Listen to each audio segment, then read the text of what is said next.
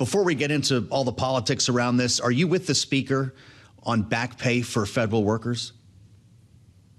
So without a doubt, back pay for federal workers who have not been furloughed, who have been working, should absolutely be paid. There's no question about that. Where the discussion is for individuals who have been furloughed, who are not working during the shutdown. That is where the big debate is. Mr. Chairman, I was just talking about the Government Employee Fair Treatment Act of 2019, which is the law that is, of course, at hand here, which the president signed in his first term. It does ensure that furloughed workers are made whole following the end of a shutdown. Should we be looking at this law differently? I think what we need to be looking at, we shouldn't even have to discuss this law at hand. The Democrats need to open up government. They're on the 6th vote right now in the United States Senate, blocking just a continuation of funding. We're just trying to fund government as it was on September 30th today. If they just open it up, there would be no question about who's getting paid. All federal employees would get paid. Do your job. Do something that you did 6 months ago.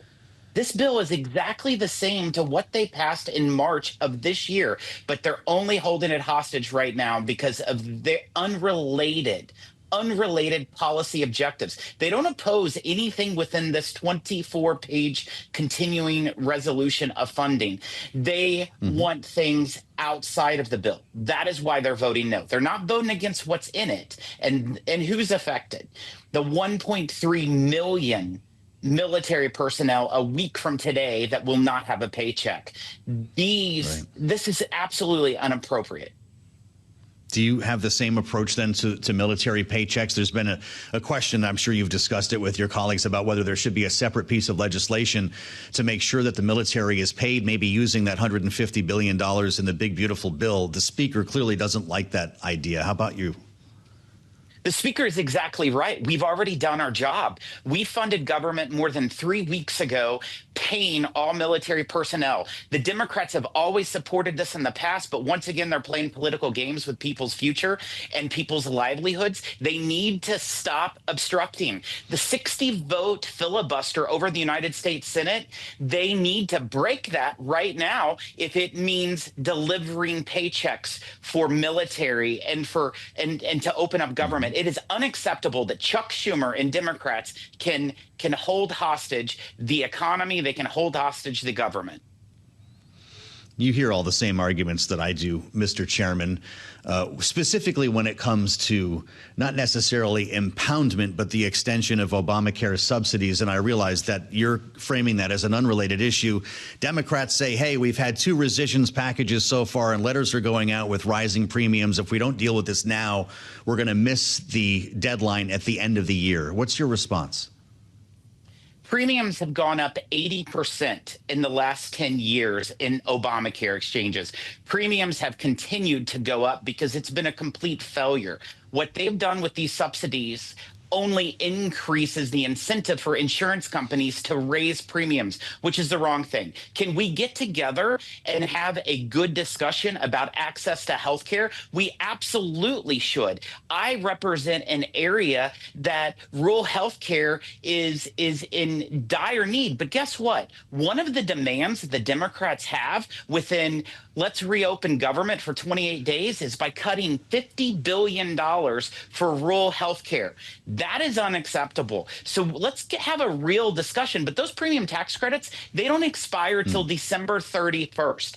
And the only reason why they expire is because the Democrats made them temporary and not permanent in the Inflation Reduction Act.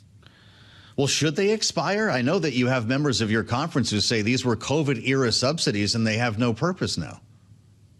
They should not be extended as they are, because a married couple making more than $600,000 a year are being subsidized for this. That's completely unacceptable. We have to look at what will bring down the cost of premiums, what will provide more access to health care. This is what needs to be in the discussion.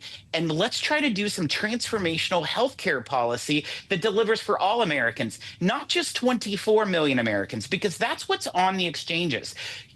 There's 347 million Americans. 174 million are employee health care insurance, and we're not even discussing that with all of these premium tax credits. 78 million people are on Medicare. 82 million are on Medicaid. That's not even being discussed by those folks on premium tax credits. So we're only talking about 24 million people when they talk about those premium tax credits.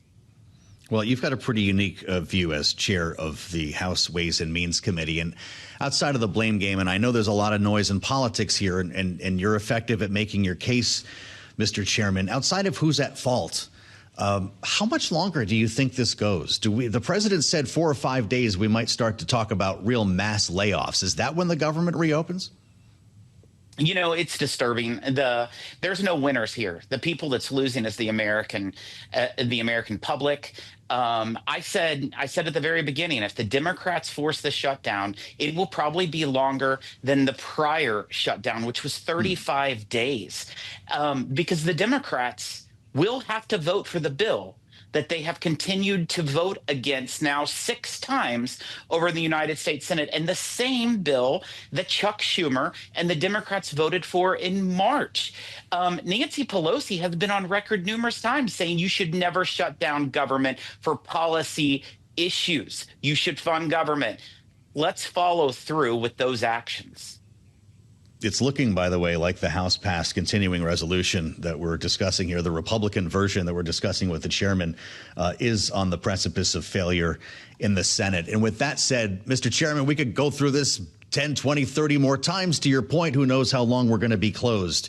We've got November 21 as an end date on this CR. Is that going to need to be extended? Because, my goodness, this goes another couple of weeks. It's going to be a pretty short continuing resolution.